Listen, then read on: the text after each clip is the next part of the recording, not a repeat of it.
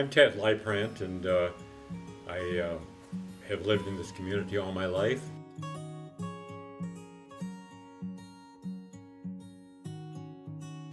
And probably considered one of the oldest persons in our family, but I've lived a good life and I'm enjoying everything I do. I'm Jeff Leipprandt. I'm one of 4 children that my father Ted and my mom Peggy have raised in the Pigeon community. I'm one of the siblings that lives in the community. My brother Joel lives in the Ubley area with his family, but we're excited to be part of this community and blessed to have our children, our son Troy here and our daughter Joy, living in the community. My name is Troy Leipprandt, and I'm the grandson of Ted and Peg, the son of Jeff and Kim, and I've been back in the area for about 7 years now. Grandfather Leipprandt moved to this area from Minnesota in, I think it was 1870, and so my dad was one of those 2 sons. But both of those sons grew up just north of Pigeon, about 4 miles, in a little community called Hayes. And the reason it was called Hayes is because when my grandfather moved there was no post office in the area, and President Hayes was in office at that time, and he petitioned to President Hayes to have a post office. So he ran the post office out of his home.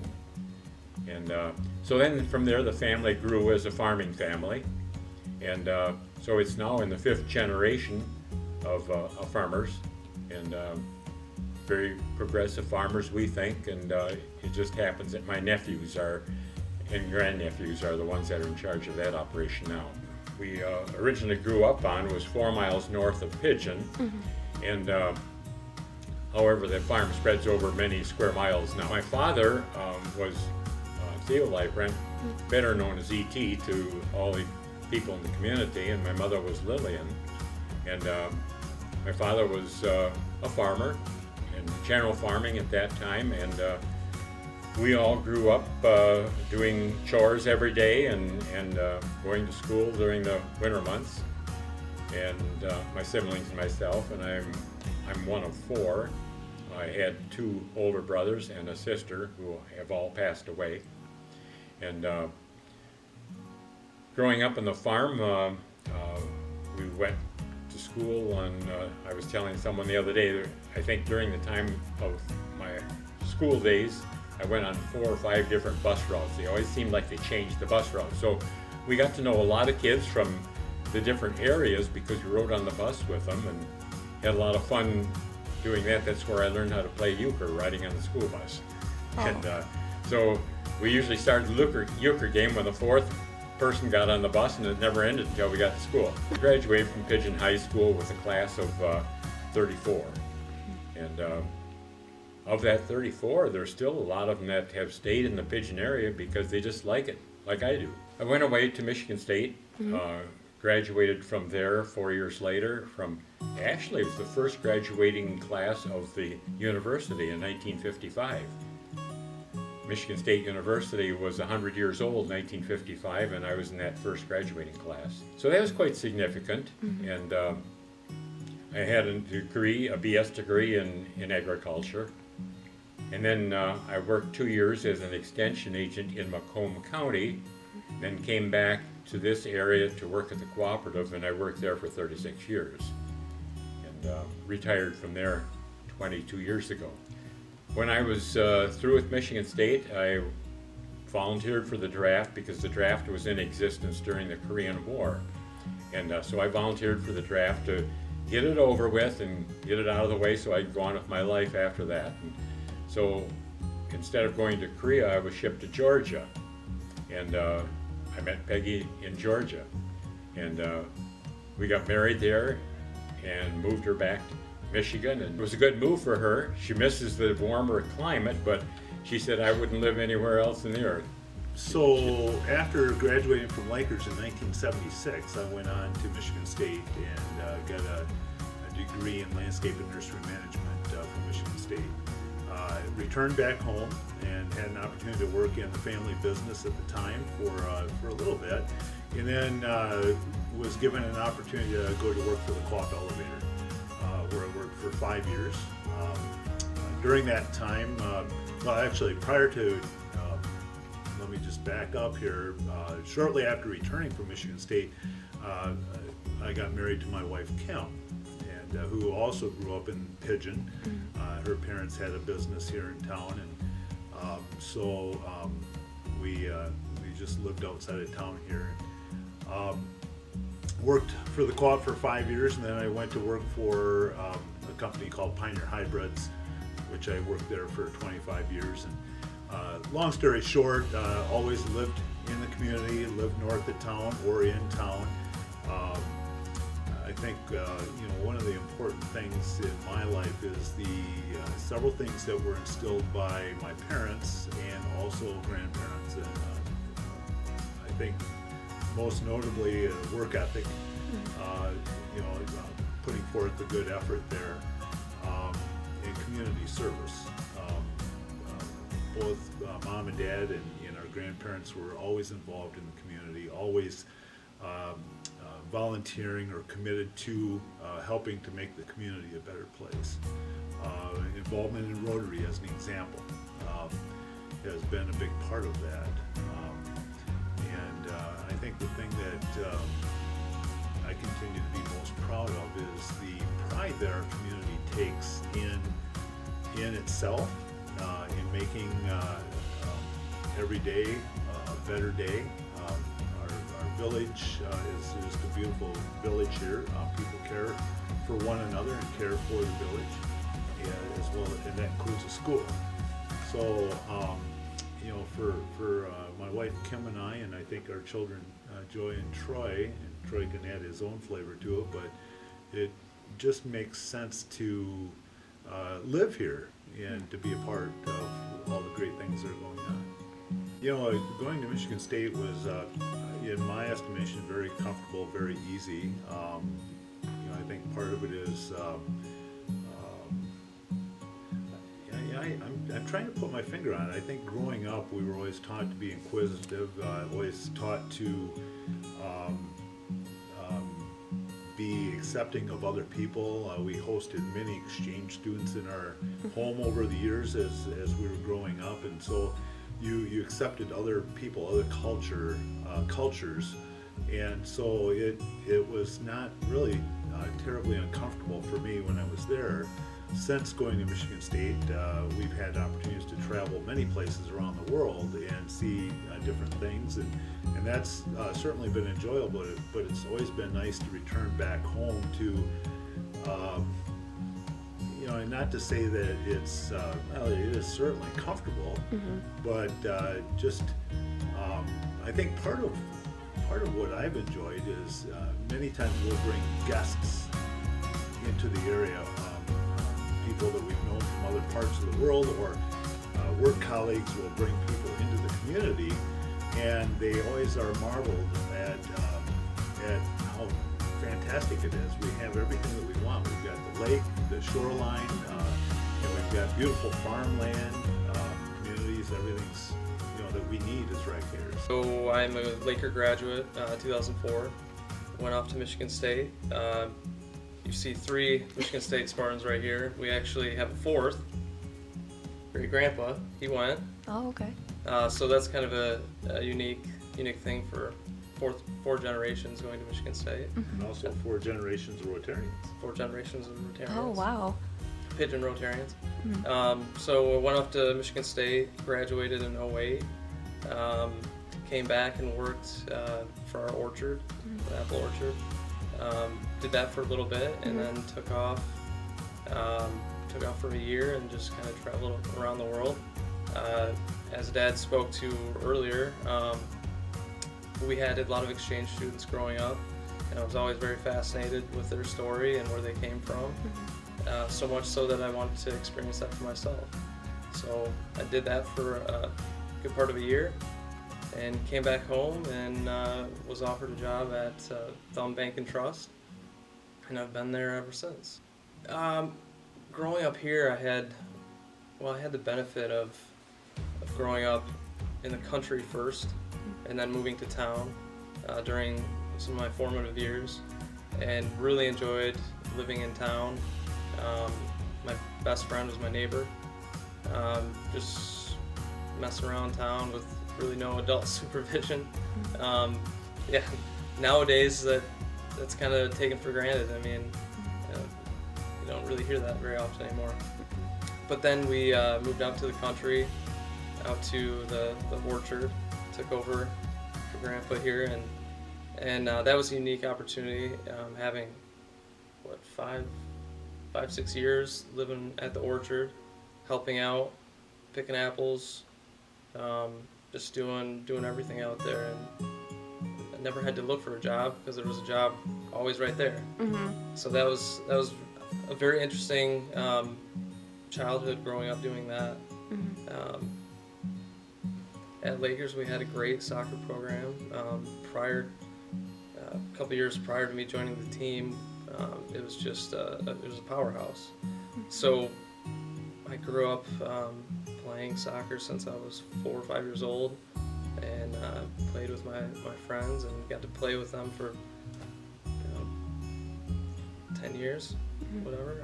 And we enjoyed a lot of success.